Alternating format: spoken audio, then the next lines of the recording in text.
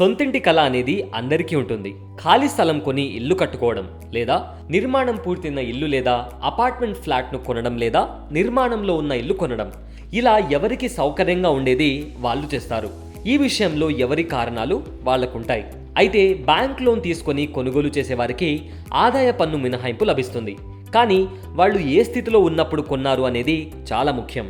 ఉదాహరణకు, bank loan తీసుకొని నిర్మాణం పూర్తయిన ఇంటిని కొనుగోలు చేశారు అనుకుందాం. తిరిగి చెల్లించే అసలుపై సెక్షన్ 80C కింద 1.50 లక్షల రూపాయల వరకు, వడ్డీపై సెక్షన్ 24B కింద 2 లక్షల వరకు ఆర్థిక సంవత్సరంలో మినహాయింపు పొందవచ్చు.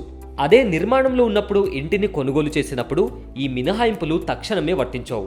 హౌస్ లోన్ మీద ఈఎంఐ చెల్లింపు వెంటనే ప్రారంభమైనప్పటికీ అందులో వడ్డీ మాత్రమే ఉంటుంది. అసలులో ₹1 కూడా ఈ ఈఎంఐలో కలవదు. అంటే మీరు ఐటీ రిటర్న్స్ ఫైల్ చేసే సమయంలో సెక్షన్ 80C కింద మినహాయింపు పొందలేరు.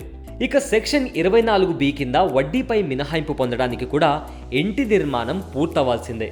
నిర్మాణం పూర్తయి సదరు ఆస్తిని మీరు స్వాధీనం చేసుకున్నట్లు ప్రొసెషన్ సర్టిఫికేట్ తీసుకున్న తర్వాత మాత్రమే ఈఎంఐలో అసలు కట్టు కావడం ప్రారంభమవుతుంది. అప్పుడు సెక్షన్ 24B కింద వడ్డీని కూడా క్లెయిమ్ చేసుకునే అవకాశం వస్తుంది. మరి అప్పటి వరకు చెల్లించిన వడ్డీ పరిస్థితి ఏంటనుకుంటున్నారా? ఇంటి నిర్మాణం కంప్లీట్ అయిన తర్వాత 5 సమభాగాలుగా దానిని క్లెయిమ్ చేసుకోవచ్చు.